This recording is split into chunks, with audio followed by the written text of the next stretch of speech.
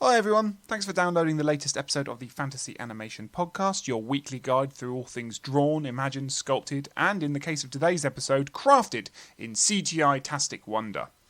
Just a quick note before we start, Chris and I will be off in September. We've got an academic year to prepare for, we've got holidays to take, and we've got, deck chairs to sit in. So we're going to take a month off from the blog and the podcast. Don't worry, we'll be back in October with both in earnest. We've already got episodes in the can that I'm really excited to share with you. And today's episode's an absolute corker to finish the so-called season of fantasy animation for the year off on, so I hope you enjoy it. Don't forget to support the podcast, and if you like what you're listening to, please do support the podcast. You can leave a review on iTunes, give us 5 stars and tell us why you like it. You can subscribe and make sure you're following us on your podcast subscription service. You can tell friends, family, and anyone else who will listen to you about the show.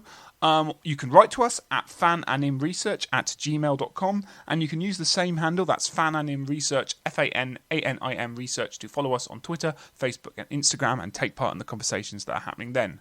We also have that thing called a website, and it's fantasy-animation.org. But otherwise, you just need to enjoy the show.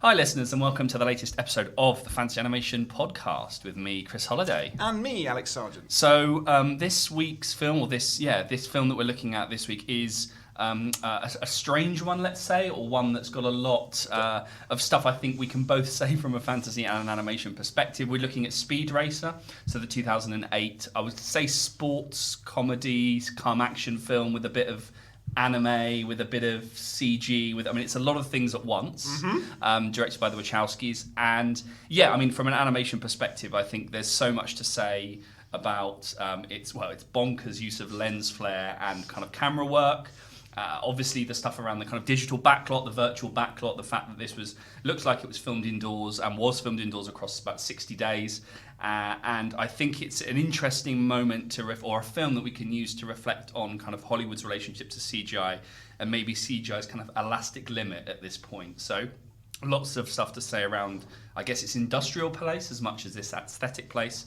Alex, this is going to be good. Talk to me about fantasy and Speed Racer. Yeah, I'm sure we can talk about hyperbolic film style, comic characters in every sense of the word. I know you animation lot like to take comics and claim it as one of yours, but I'm having it back. Thank you very much. Always good to talk about the relationship between fantasy storytelling and visual comics and things like that, and that might come up as we think about the way this film tries to kind of replicate its source and its kind of its origins. So this week or this episode looking at Speed Racer is intriguing for us because Speed Racer was the choice of our special guest. So a film I'd not seen, although I thought I'd seen it, and Alex, you have seen it before. So Speed Racer is, as I said, the choice of our guest, and we're thrilled to be joined by Tim Robey, who is a film critic who has written widely on all kinds of cinema and occasionally books for the Daily Telegraph for over the last 20 years. He's also the co-editor of a book that sits on my shelf, the DVD Stack from 2006, which is a guide to the best versions of movies available globally, and hurrah for physical media.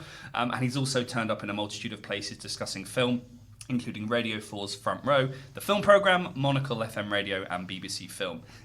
His Twitter profile also describes him as box office poison and as having views that are, quote, indecipherable, though I'm almost certain that neither one of those things is or isn't true. But Tim, thank you very much for joining us. Hey, yeah, good to be here, guys. Yeah. So as I said, the choice of Speed Racer was something that kind of came from you when we asked you, and you very kindly agreed to come on the podcast.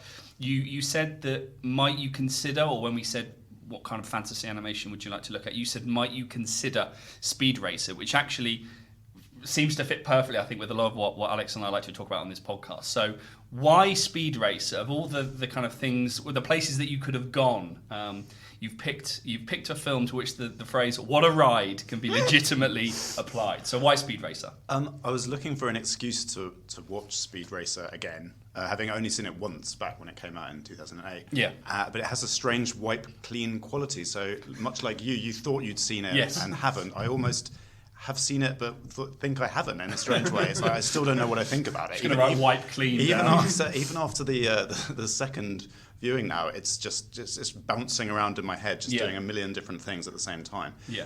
And I kind of thought to myself, fantasy animation, yes, it kind of is, as well as being about 60,000 other things at the same time. Sure. But also I did think that it would have potential to discuss the kind of like strange blurring of animation and live action that was going on in this period. So I guess we should try and set the scene. I'm aware this is a film that I think it's got a bit of a cult following right now, but it's not a film that did particularly well at the time. So there might be people out there who either have not seen Speed Racer, I mean, how? Or people, it sounds like, who've seen Speed Racer but don't know they have because of the effect of the movie. And perhaps the context of when the film came. It's a really interesting period for lots of different reasons that it came out in 2008. So could you just, for the listeners' benefit, what's the story of Speed Racer? And you can tell the story of either how it was made or the story of the film itself, because both are useful to unpack. So an idea of making this film, or a live action version of Speed Racer, which existed previously as a Japanese animation series, manga situation in the 60s, a Hollywood adaptation of it had been knocking around since the early 90s, I believe, and Joel Silver became attached at a certain point, but there were phases when they were going to try and do it with Johnny Depp. There was a phase when they were going to do it with Vince Vaughn. Various people got on board. These are very different movies in my mind. Finally, the Wachowskis latched onto it, and they thought, right, here we go, we can do something with this. They clearly were fans of the original material, and I think they were looking to do something much brighter and more family friendly than the Matrix films. And I think, regardless of your feelings about the sequel, the second and third Matrix films, which had kind of been relatively viewed as disappointing, I think. They really wanted to kind of grab in a big family audience with a film, and also sort of push some boundaries technologically at this time. 2008 was a funny year for films. It probably best remembered for The Dark Knight coming out, but a year of some quite...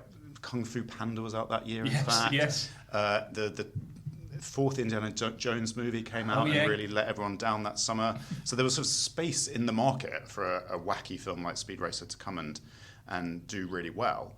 It didn't. And the other reason that I chose it is because I'm kind of interested at the moment in big Hollywood flops, and this does count as one. It lost a lot of money. And the reasons behind flops and the reasons why films didn't connect at the time in the way they were meant to. I think Warner Brothers were ultimately quite disappointed by its performance. They threw a lot of money into it promotionally. And the questions we can be asking are about, is the film almost too crazy and slightly ahead of its time in its kind of wackiness? And is that what put off a wider audience from coming to it? So it sounds like there are two, from surprise, surprise, it sounds like there are two things, and one of them's to do with fantasy and one of them's to do with animation. I wonder how that popped into my head after how many episodes we've been doing. But there's two things being fought through in this era. There's the issue of like VFX and their role in the industry, because this is the era where we've got virtual production, we've got the influx of CGI, things like we were talking before recording, things like Sin City had come out. So there's a how far can we go with CGI? How far can we go with these kind of deliberately artificial pictorial visuals infused with live action?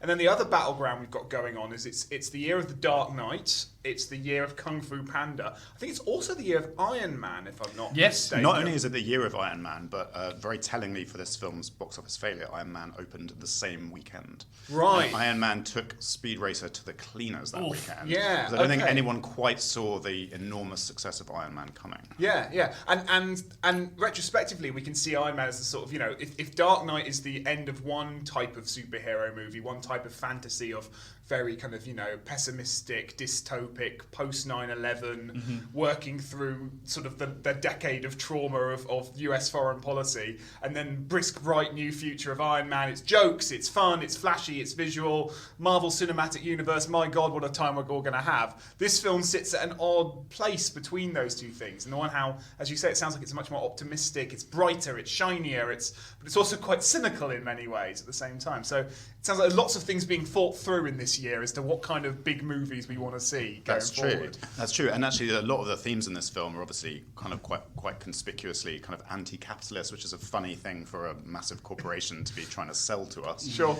In the process of also selling us the film. And there's plenty to discuss about that. But yeah, I do feel as though the idea of making a kind of live-action cartoon, which obviously filmmakers had dabbled with well before this, what interests me with this is that they push the cartoonishness of it in the most 2D possible way. So that the backgrounds in this film often feel as though they're jammed into the same space as the foreground. They're literally competing with each other. And there's one particular visual trick that the film does so many times, which is a kind of sideways wipe with someone's head passing across the screen, and then the next image comes up, and it's almost all on a kind of rotating loop. But it's all very 2D, and I think the other key thing about this film is that it just predates the 3D craze, which came in 2009 really with Avatar, and then all of those post-conversion 3D films that came along, like kind of Clash of the Titans and so on, that we went through an era for a few years of everything had to be 3D and have point this kind of huge perspective. This film abandons perspective, really. Everything is on the same plane, which is what is so crazy about it visually as an experience, I think. Yeah. No, I've got one of my notes is continuity editing and the 180-degree rule mean nothing.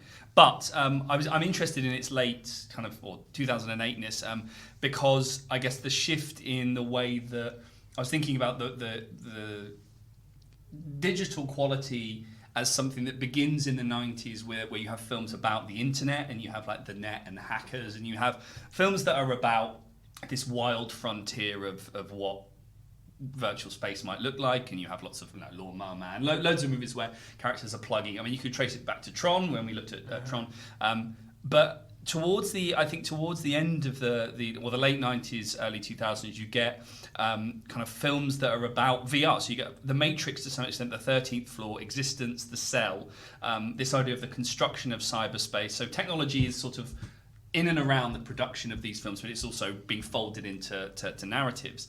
And then in 2002, you get the terming of the virtual backlot. So this essentially blue or green screen space, I guess popularized by Sky Captain, The World of Tomorrow a couple of years after, but also just running down the list of films, Sin City, Mirror Mask, a remake of The Cabinet of Dr. Caligari, hilarious, 300, Speed Racer, The Spirit, Avatar, and then the sequel to Sin City. So the film is very much absorbing, or is a symptom of, as you said, this kind of technological frontier in Hollywood. We've had technology being folded into these films, and now we're getting, because I'm really struck in the film, the relationship between the film's digital urbanscape and then the role of animation, and how we're supposed to, characters' imagination is often signaled through like drawing and versus the digital quality of the city, which is now supposed to take on the role of reality. So I think there's lots to say about the virtual backlot, the kinds of production, I guess the production workflow of these kinds of movies, short on filming time, years in the making in terms of post-production. So I think it's 2008-ness is sort of super important for kind of placing or thinking about digital techniques, the role of the digital grading suite as these films pass through. So I'd love to talk about that. Do you think the film's being pessimistic or optimistic in its use of technology then? That's a question for both of you, and a question, I guess, for me, because it's impossible to actually answer properly. But I was thinking that when I was watching it today.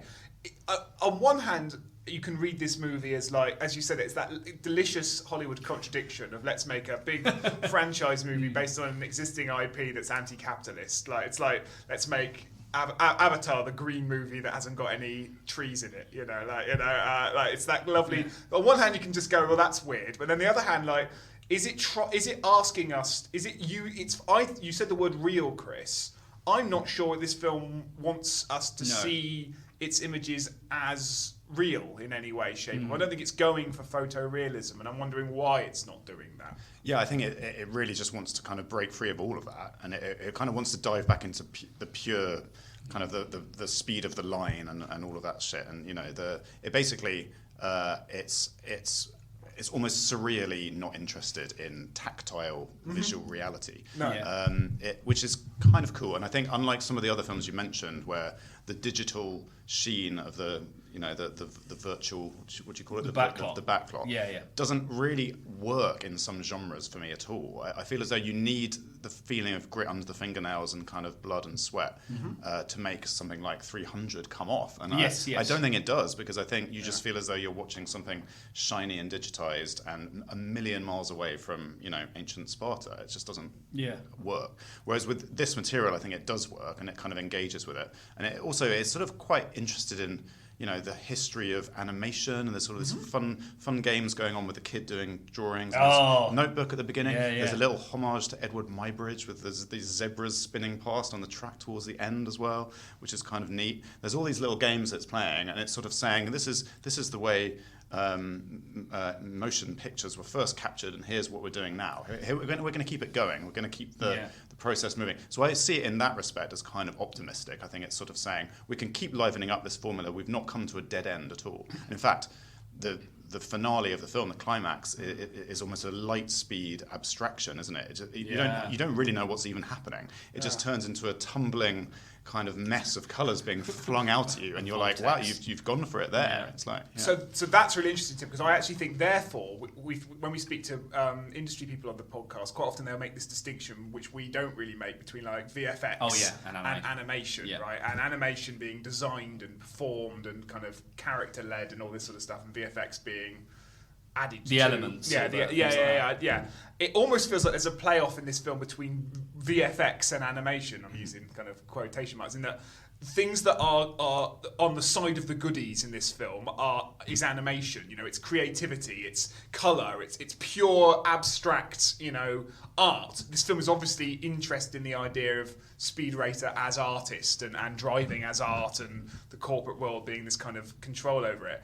And yet the cityscape almost feels like, it's almost deliberately bad VFX, right? It's VFX and that's quite alienating, and that's kind of the point, right? When they first, the film starts in this sort of small town, where is it? It's Pastel World, Super Mario Land. It's also a bit like kind of 1950s Tim Burton suburbia. Sure, a little bit Edward Scissorhands, a little bit Charlie and the Chocolate Factory. But then gone through the Super Mario World paint rendering process, right? And then they go to the big city. There, Roger Allen turns up and absolutely saves the movie and takes us on a ride. But then I think all that stuff is meant to be deliberately alienating. These massive cityscapes that don't seem to have any depth. They don't seem to have depth in both senses of the word, right? I totally hear what you're saying, and I think the film kind of deliberately pushes that in a way that is more honest to me than something like the Star Wars prequels, where I'm often equally alienated by whatever the backdropness is going on that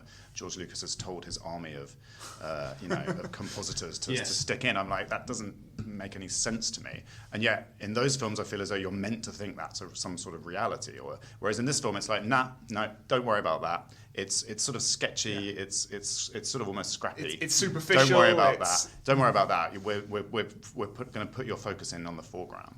So I'd like to pick up Alex's point about the film not being interested in photorealism, because I think it's not interested in realism, but I think it's very interested in photorealism, because photorealism essentially is the replication of lens-based media. Okay. So when the digital comes along, you have a number of scholars that are trying to come up with a vocabulary to discuss the digital, and it's crucially digital realism. And often it's these are terms that are invested in trying to figure out what digital technology is, but also what it's replicating, and lens-based media. So you get terms like second-order realism, which is not an image of the real world, but almost like a rendering of a photograph of the real world. So you're trying to replicate not the real, but the real as mediated through a camera. WALL-E's a fantastic example, released the same year, of that sort of playing with the imperfections of lenses and lens flare and things like this. So you get people like Andy Darley calling it second-order realism. You get a book called Remediation, which is basically old media being replicated in new media, and there's always a sort of, it's like those hyper-real paintings or paintings that are designed to look like photographs. It's not of the real, it's it's one step removed kind of thing. So photorealism is the next sort of stage in that. It's lens-based media. There are a number of scholars writing on digital effects, which are the way in which lens flare is used to try and connote that the digital is filmable, somehow filmable. And this film is rife with digital effects like that. So lens flare, this technique that I was looking up, bokeh, this sort of out of focus. Like the film is really interested in cameras at the same time as flattening the image, at the same time as it being this surreal space of anarchy and colour and neon. Neon occurs a lot in my notes. So I'm trying to reconcile that with the fact that there is this otherworld surrealist element going on, but all the time the film is trying to make it look like it's in front of a camera. It's true, and it's the first time the Wachowskis used Ultra HD cameras to shoot a movie. And there's something about it, they are fascinated by the idea of pretending in a way. That most of this film is being shot, when clearly 93% of it is not being shot, but being kind of added. So why is that then? Why is that? I can see, there's lots of online articles about J.J. Abrams' overuse of lens flare in movies to try and the digital is, the dinosaurs or whatever the monster, it was there, but even though we know it's not. So what, in a film that is so patently or trying to go against, I don't know what's happening, because there's these two competing poles of kind of visual imagery going on, that this is in no way, this is bonkers and a vortex of colour that couldn't possibly have happened, and here's another wipe, and here's another wipe. And at the same time, it's like, no, this race is happening in front of a camera. And there are moments, especially in the chases, with the chase, or the race that takes probably 45 minutes to an hour of the film, especially in the desert, there's a lot of lens flare and pulled focus, and I'm trying to reconcile those two seemingly opposing surreal and photoreal at the same time. Yeah, that's one of the best sequences, I think, the desert bit. Because the palette is simplified compared to a lot of the other noisiness when we're inside that sort of indoor tournament spaces. It's just the kind of dust coming off it. It's really strong. But I think it's possibly because the races need some sense of that being broadcast at the same time as they're being watched by us. So you have these commentator characters coming on and kind of saying, "Did you just see that?" and all of this. So we kind of need some sense of a frame that this whole thing is being watched by everyone on screen as well as by us. Because usually whenever we're watching the race with Emil Hirsch or as the main character or whoever it might be, his family are on the sidelines watching it at the same time. I think that's the film's method of kind of gluing us all together into the same spaces, to basically say, this is all on camera. And I think that's what it's doing. And you are watching this thing, because I suppose there's a nice comparison between those kinds of sequences where that use these photoreal effects and the fact that there are moments in the film about old kind of black and white footage, that there's a sort of equivalence going on between, no, this is being documented, it's being falsified, but it's being documented. I don't know, there's a nice mirror between the grainy black and white footage and the overuse, but the use of lens flare in this movie. Perhaps then, if the film is interested in photorealism, that doesn't, it's not. There's a difference between being interested in photorealism and wanting to be photorealistic. Yes, I think you're right. The film is interested in different ways of mediating. I think that's right. The narrative's about that, right? The narrative's about the race and characters' perception of the race, and the big kind of speech that Roger Allen gives Speed Racer to try and convince him, isn't it? It's that you think this moment where this guy won this race that mattered so much to you and your family happened. It didn't happen like that at all. It's mediated for you to think it goes like that, and that's what sport is. It's a mediated, spontaneous thing that's actually just controlled by big business. That's it. That's maybe the key theme of the film, is the idea of authenticity in sport, and the film sort of tries to convince us that authenticity can only really happen if you remove money from the equation, which is of course completely impossible in sport. So in that sense, the film is fantasy at its purest. It's like this ideal of sport could not possibly exist. But I do like that idea, and I like the sort of the spin that it puts on racing as something, a pure activity inside your head, rather than something that is being bought and sponsored and commodified and converted into someone else's stock portfolio, which is essentially what happens in the later stage of the film. One point I wanted to make earlier about when you were talking about the odd paradox of the anti-capitalist message. The other aspect of that that's quite interesting is the idea of the source material being this kind of Japanese comic stuff, and so we have to sort of negotiate the idea of this being an American blockbuster shot in Germany with a weirdly Australian vibe involving a lot of the supporting cast. Very much like to talk about that. But also like 4 or 5 small roles for Japanese actors, just because we had to make sure they're in there. But also the plotting involving those characters is almost always a kind of negotiation about money. It's like, it's Roger Allen's character sitting down opposite the Japanese character, sort of saying, how are we going to strike the deal on this one then? Which is quite weird, given that clearly, Warner Brothers bought the rights to the Japanese comic from Japanese rights owners, and we're sort of like we're thrashing out the deal basically, even as we're watching the film.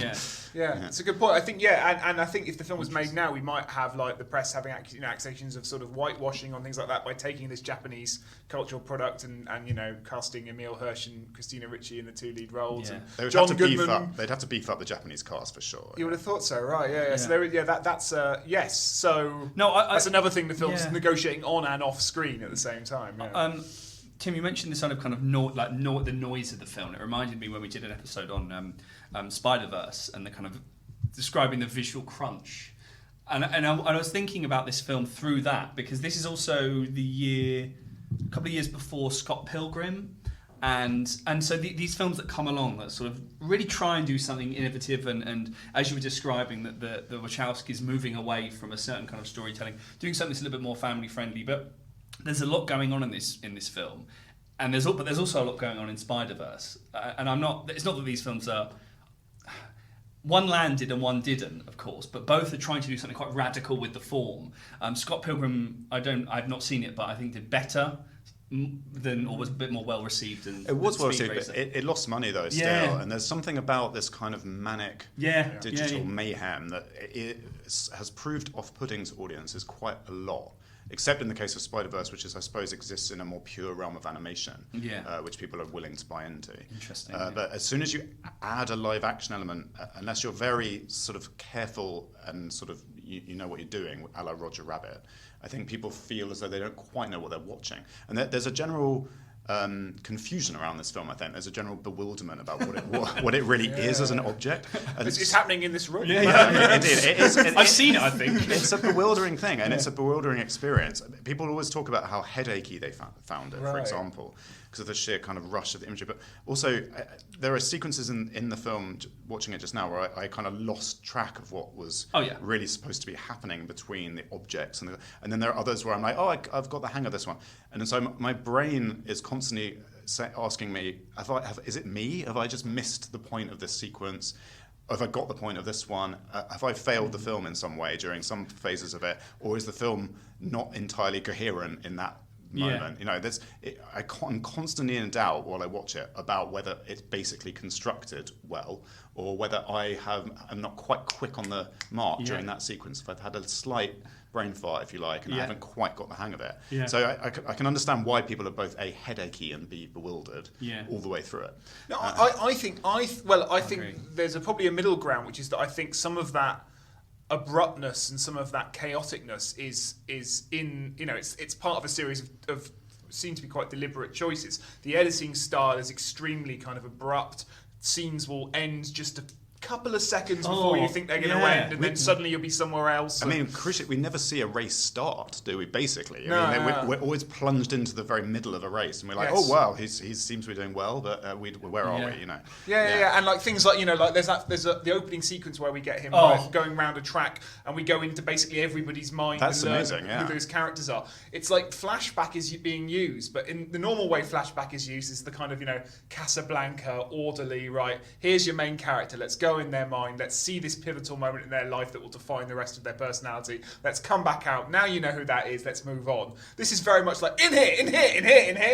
It's mad. It's like flashbacks nested within flashbacks. There's a flash forward at one point where Roger Allen's character says you're going to lose that next race, and then we watch that race, and then we cut back to Roger Allen saying, see, I told you so. And it's like, what? And for a brief second you're like, so hang on, did that happen? Or is that not happen? And then it cuts past the sequence, isn't it? Yeah. The Wachowskis have done that in a few movies movies. There's a film Bound where they do that, where they basically do the heist. They explain what the heist is going to be whilst the heist happens on screen.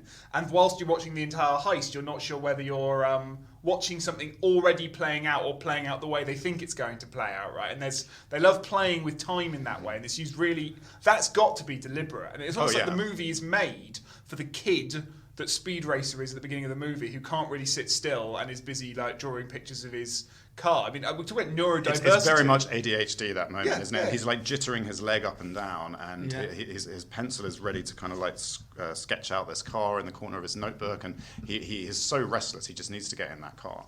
Absolutely, and the film's restless. Yes. The film is stylistically restless. The film has taken a lot of candy. It's shoved it down its throat, and it's literally just bouncing off it for 2 hours.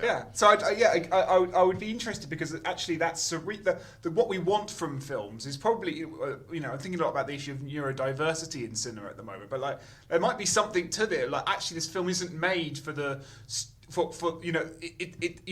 It's not made for that the people that want the film to go slower. It's made for the people that want films to go faster. Quite right, yeah. And it's not only made for the main character in school, but it's made for his sort of sidekick younger brother, who looks a bit like Sandy Toksvig, and the sidekick chimp that also seems to be part of the family. Yeah. It's made for the chimp almost.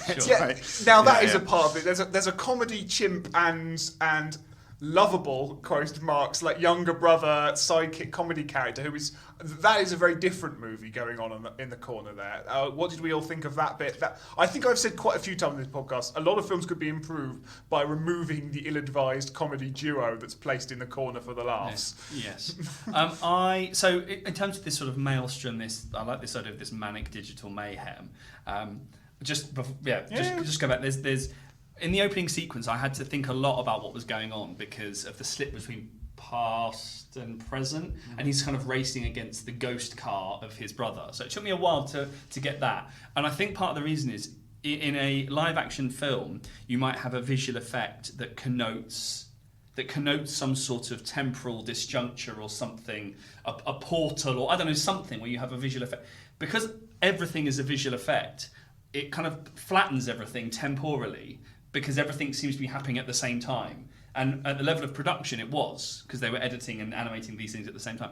So normally if you have a live action, like I can imagine a version of this that's him driving in a live action car, and the spooky ghost, done in visual effects, comes next to him and he races together. But because everything in the film is, apart from him, the human, is digital, that sort of changes the way that you view the film, or in kind of the spectatorial experience of the film, because it's not so easily discernible what is past and what is present, that you can often make those decisions based on the technology. Whereas here, everything is digital, and so it kind of democratizes it or flattens it out in terms of the chronology. It is like everything's happening at the same time, and it springs those strategies on you with no warning or with no kind of lead up. It just suddenly there's a ghost car and he doesn't quite catch up with him, and you're like, oh, I see, right? He hasn't beat his brother's track record. Yeah. So I think that is a function of this sort of blue screen digital virtual backlot thing where everything is in effect. It's like the classic special effects discourse. You know what special effect is by defining and what it's not.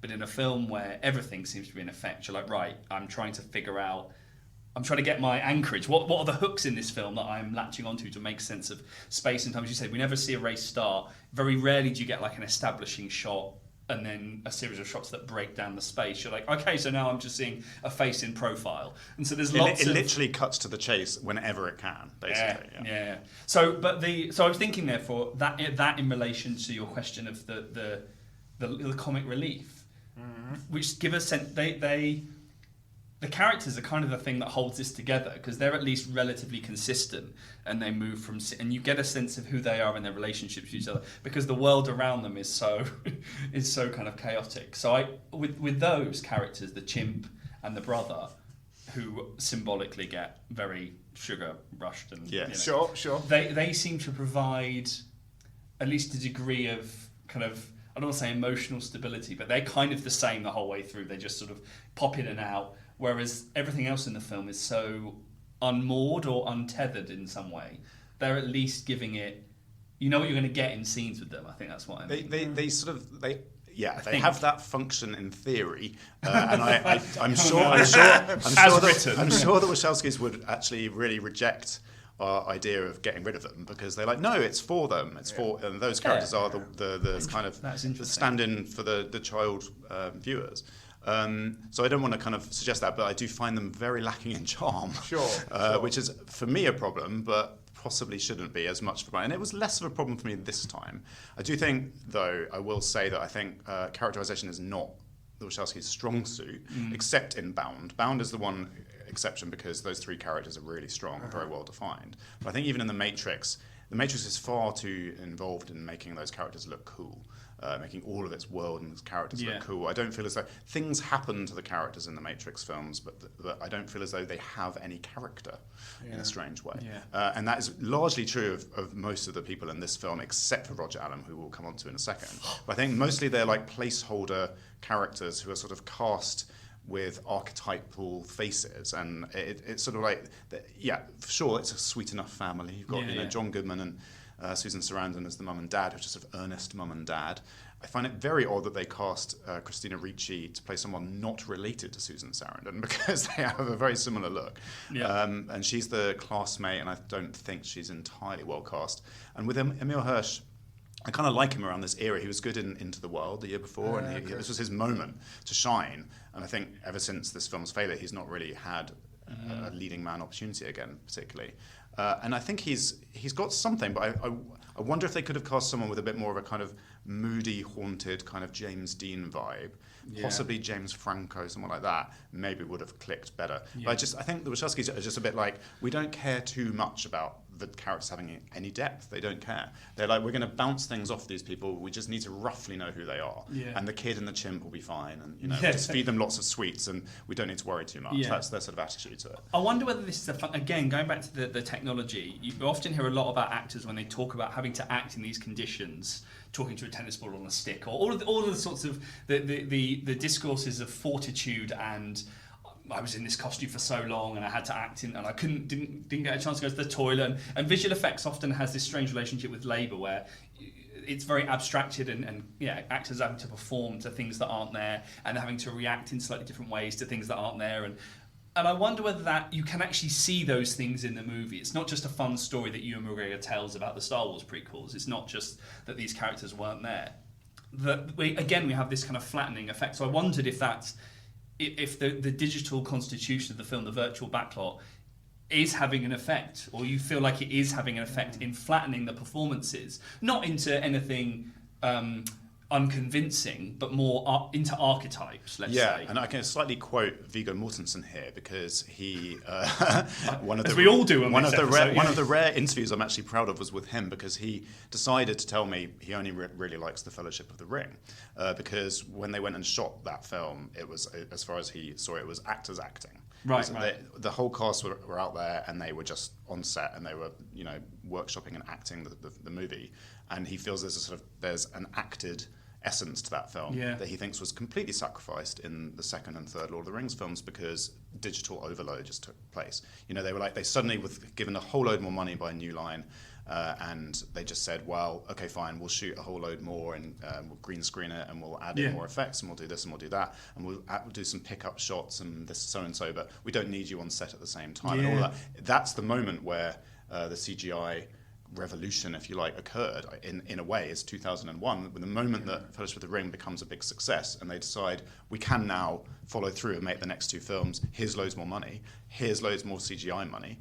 And we're going to worry a bit less about the actors now.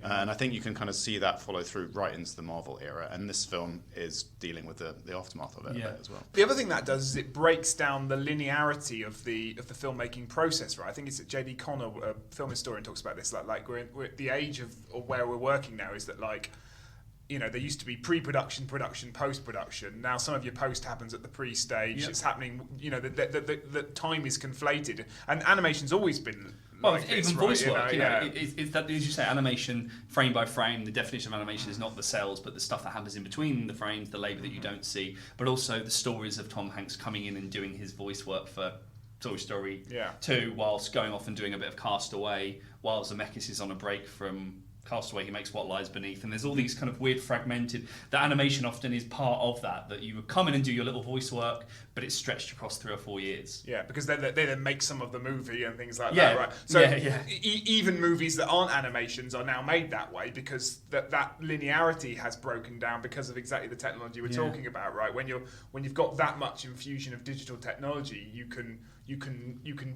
make the movie you make half the movie, then decide to remake the other half in a different way, and it all collapses together. And again, this is kind of in the movie, this kind of sense of time being both the future and the past squeezed into the present, and it's all chaotic, and the race is going at a pace anyway. And who knows what anyone is reacting to, because it's so mad what's happening on screen sometimes. Like, someone's face will pass by and you're like, what are you even looking at? And they're just having to sort of do a default, almost like Kuleshov face as you come past. I felt for the three of them watching the last sequence of Goodman, Ritchie and Sarandon just going, oh, a lot. What are you looking at?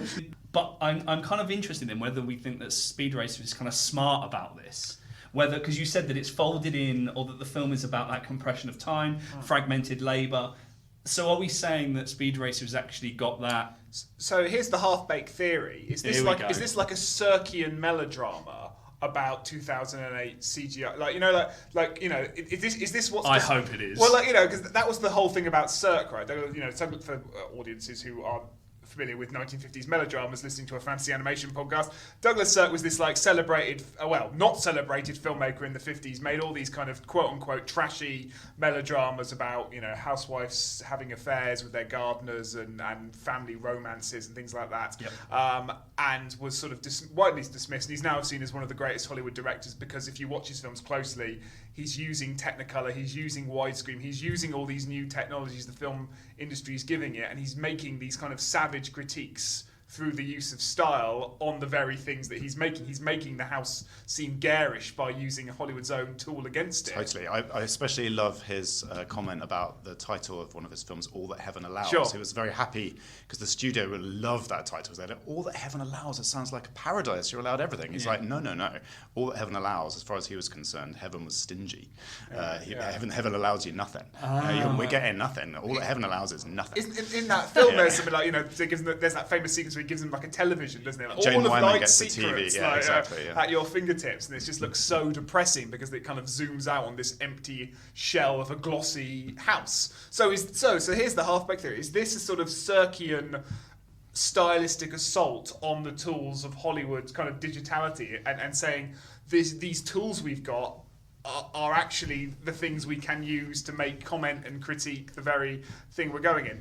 I say half-baked because the face you just pulled, Tim, makes me think, I'm not completely sold it myself. I mean, I'm enjoying batting it around. Sure. What a ride. I mean, that doesn't explain the Australian accents, but we'll come back to that. And it's definitely using them to kind of do its sort of slightly tokenistic anti-capitalist stuff. It doesn't have sadness going on in it, though.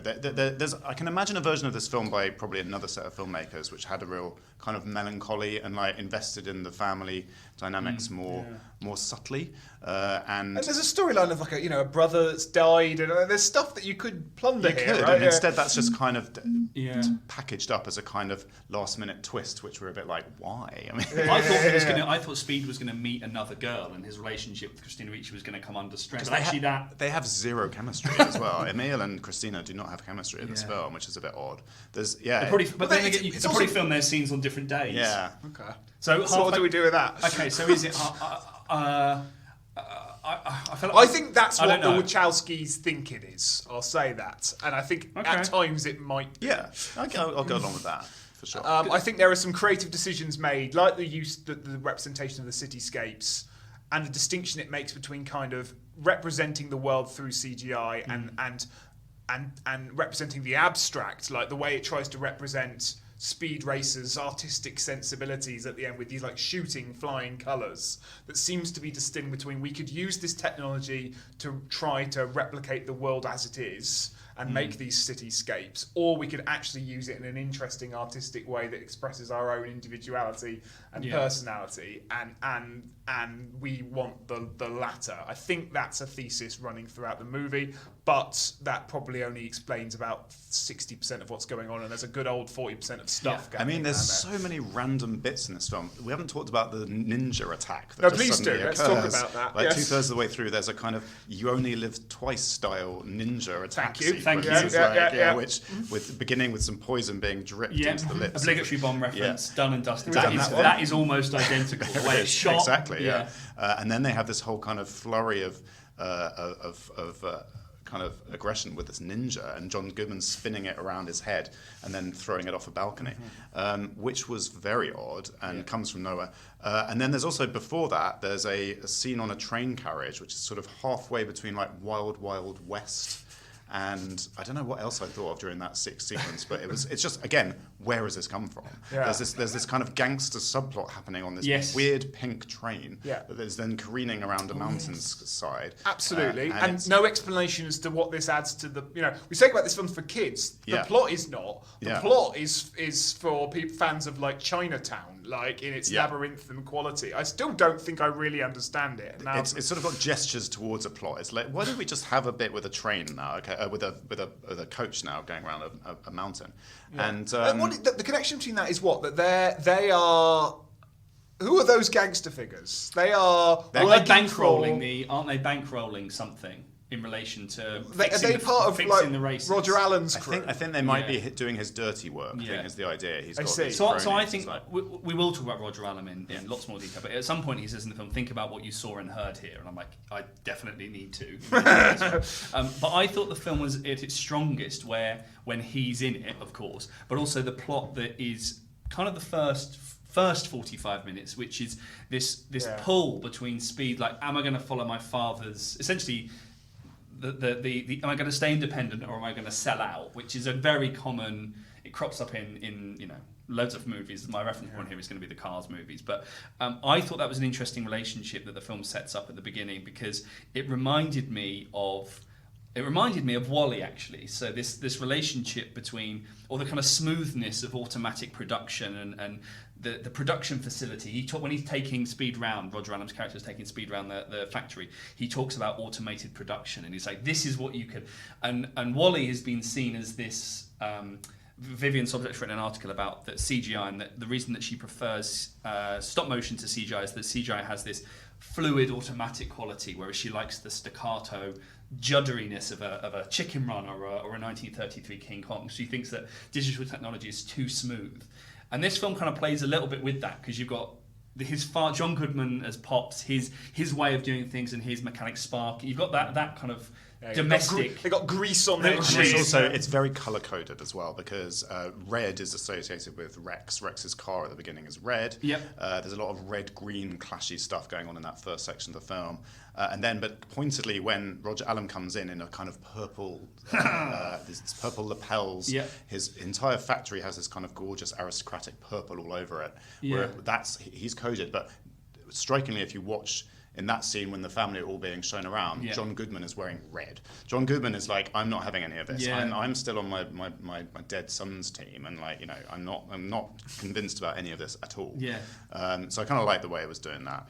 The aristocratic thing is really interesting, because there are moments where it sort of reveals behind these pristine Renaissance paintings is this garish CG. So there's a bit where when he's taking the family around and sort of saying, we don't just work here, we play here too. And you've got all these nice gilded frames with oil paintings, oil on canvases, and then they sort of like just go up. Sure. And now we're in this CG. So I don't know, there's just a lot. I thought the sort of that part of the film, the first 45 minutes, where we're getting at least a tension between keeping the family tradition or selling out to the big corporation. That was where there was a semblance of a plot. After he then says, spoiler alert, no, I'm all right, and Roger Allen I thought Timothy Spall was so the only person. loses his I shit. thought Timothy Spall was the only one who could choose scenery, but it turns out Roger Allen's pretty good at it as well. What I really love, he is amazing. I mean, his very first moment when you can't hear him because he's standing outside with a bouquet of flowers and his helicopter is making too much noise. For the first time in the film, you actually want to hear what someone is saying, for starters, because none of the dialogue before that point can you remember a single line. I mean, not really. So you suddenly you're like, what has this guy got to say? And he steps in and he's immediately very funny, very smarmy. He's this gourmand obsessed with pancakes. Pancakes I love. And the thing that happens at that moment where he realizes he's not going to get the deal out of Emile Hirsch is that having given off this incredible vibe of doing a Christopher Hitchens impression for basically the first half an hour of his performance, it's like the face mask comes up and oh no, he's Peter underneath. He's Peter Hitchens. Oh no, he's even worse. Yes. Absolutely, and he goes, and he gives it reason riot. But like that's because I'd forgotten that happened, and I did exactly the same thing watching it this time as I did the first time, which I thought, well, okay, I know I can now do this movie. He signs the contract, he wins a few races, he realizes how corrupt this all is, he abandons the thing, we have the final thing, and he wins it anyway. And like, okay, I'm now going to watch that movie, and it doesn't do that. No.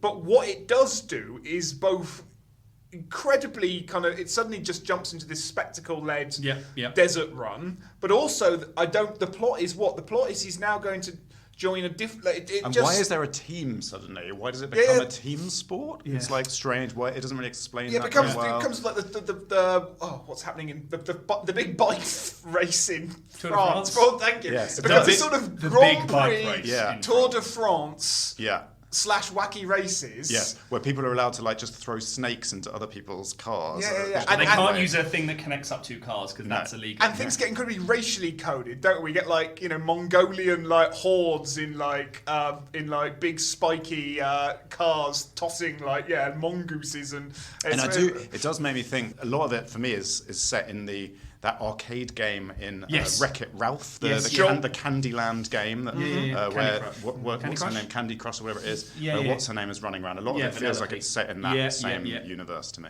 Yeah. I've got written. This is Super Mario filmed. It's Super Mario Kart, isn't it? It's and part of me wonders whether one of the reasons for the film's commercial failure is that people would prefer to play that game than to watch it on a big screen. I don't know.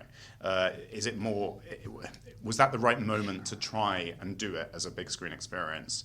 Because I think that's probably roughly when Mario Kart was like pretty much at its peak. And things like the ghost car and stuff like that, right? I mean, this is iconography from those kind of games, right? Sure, exactly. Trying to beat the time and all that sort of. I just realised it's not Candy Crush, it's Sugar Rush. Sugar Rush. Sorry. Okay. And we haven't talked about how strangely kind of anti-futuristic it is in some ways, because even though the cars themselves are obviously kind of extremely beyond state-of-the-art, kind of what, directional, futuristic, whatever. Some of the controls just look like 1980s joysticks and things, and there's actually much less tech in this film than there is in any of the Matrix films, for example. All that digital rain, all that kind of stuff. There's much less of it.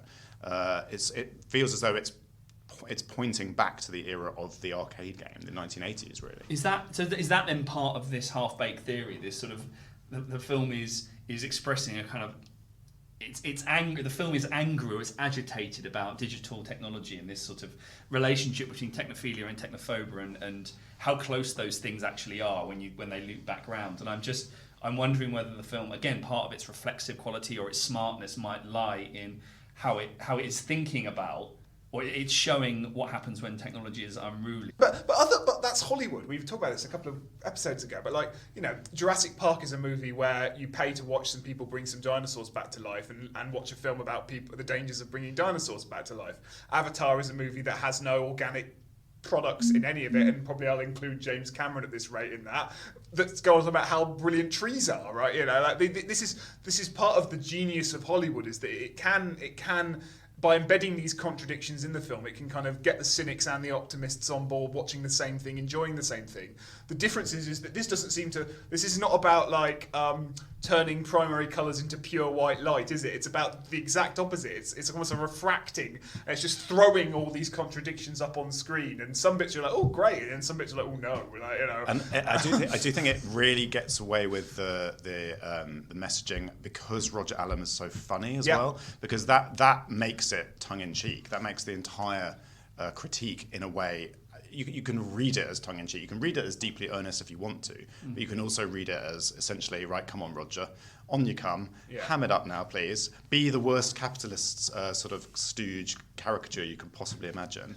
That's what this movie is missing. It needs more irony. He works because he's the only really ironic presence in the film, and the style needs to be as ironic. And that's what Sirk did. Sirk was incredibly ironic, and his films are hilarious if you watch them through that lens. You can watch some of this that way, and it's usually the scenes with Roger Allen in. But the rest of it's lacking that irony. It is. I mean, sitting here earlier, I don't think any of us laughed once in the film until the moment Roger Allen arrived, and then we laughed constantly for his whole first scene. And then again later on when he comes back. He's constantly very funny, and like no one else is. And I think they definitely missed a trick there. Any other notes on fantasy, Alex? That you've got? I don't think. I think the key thing I'm still working through is this. Is this what's the rhetoric here? Is it optimistic or pessimistic? Because often fantasy is classed as one of those two things, and I actually think what we're exposing here is that what's interesting about the movie, but also quite grating about the movie, depending on what mood you're in, is that these things are not reconciled. They're kind of deliberately, or maybe not even deliberately, but they are formally juxtaposed as you're watching it, to the point where things get very confusing.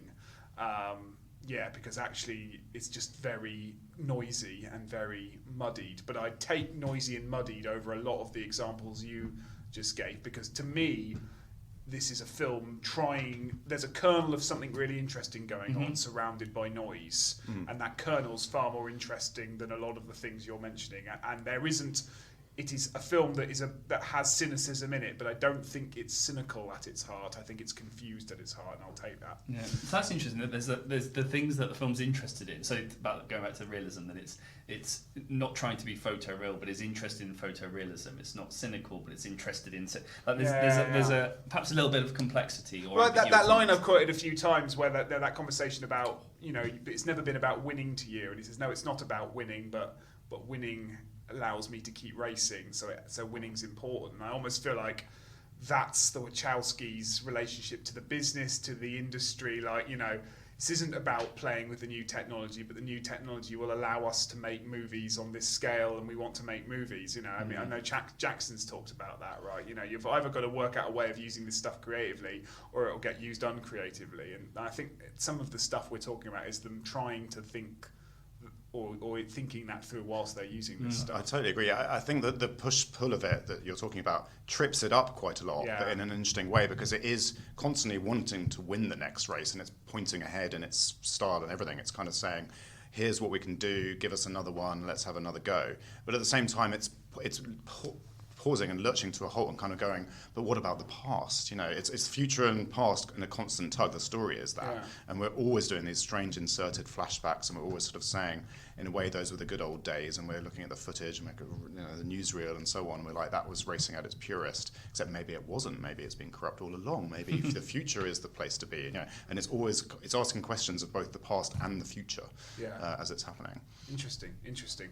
Okay, well, I mean, there's more to say probably, because it's a mind-bending movie. But thanks for choosing it, Tim, because I think it was good to revisit it, and it was good to think through some of that stuff with both. I'd like to teach it. I wonder what students would make of this sort of maelstrom of. I think you've got to go with it, wanting to like it, though, haven't you? I think I can see the first 5 minutes. It can very easily make people switch. I think that's quite a lazy response, because I think there are some movies that are nowhere as chaotic to watch that are as maddening to if you think about them a bit longer. But the style is quite abrasive, and you're going to go with it or get lost by it. Yeah, I still don't really know what I think of it, but maybe I like it. I like it a lot more than some of the movies we're referencing that it might be accused of being like, and I think that's important to stress. This isn't the Emoji Movie, and I guess that links to as we wrap up.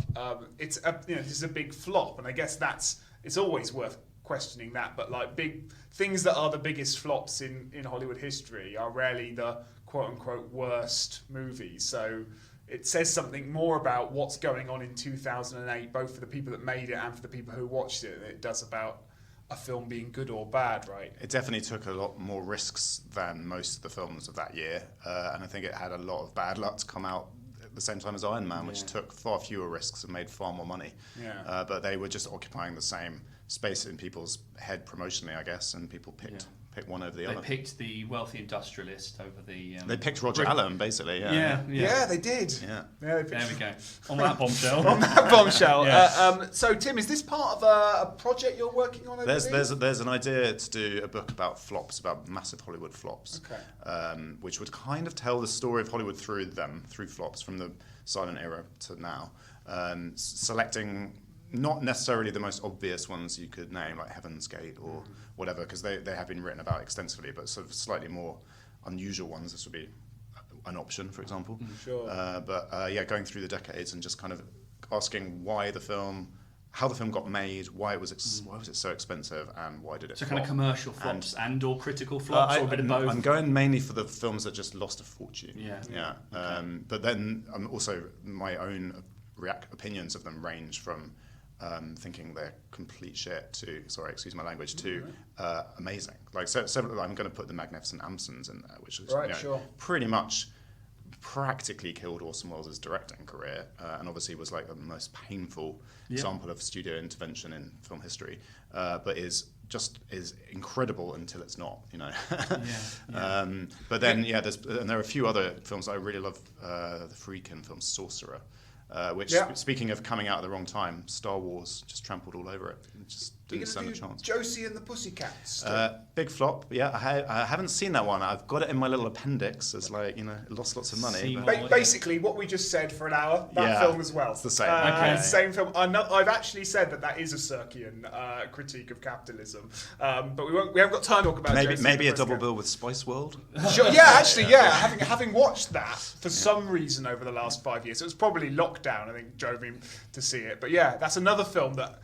And those are three movies that are like this one, in that depending on what pair of glasses you put on when you're watching them, you can either see them as like really subversive critiques or just insane, it's like hypocritical nonsense. Well, they're all like, I'm a massive product. How do we feel about that? Yeah. Absolutely. Cigar. Right. Okay, well, and until that project comes to fruition, people can find you at the Telegraph, of course, and read your go and knock on the door and just say, Hello, Telegraph, it's Tim in. Try that. Yeah. Please do that. Or just look up Box Office Poison on Twitter, and they'll find you. What's your handle? It's weird. It's a weird handle. It's at @trim_obey. Okay. God knows why I did that in the early days of Twitter, but it's stuck with me ever since. Instant regret. And you can find me at Freud is Funny. There's another one. Mine's just my name with the number 7. Yeah, that's forward thinking, you see. Normal. That's forward thinking. Normal. But you're the 7th one. I am the 7th one. The 7th. My MSN and/or Hotmail is something, something completely different. Right, no, it's exactly the same. I didn't go down the, fluffy thing that when people MSN, were coming up with their... Talking of 2008, MSN. Yeah, there we go. Tim, thank you so much for Thank you, guys. It was great fun. A pleasure. You can find us at fantasy-animation.org, read the blog, and access our podcast archive. You can follow us on Twitter, Facebook, and Instagram at Fananim Research, FANANIM Research. And you can use that, FANANIM Research, at gmail.com to suggest future footnote episode ideas. So we could talk about manga, we could talk about anime, we could talk about virtual backlots. Let us know. We'll talk about it. Otherwise, we'll see you next time. Bye.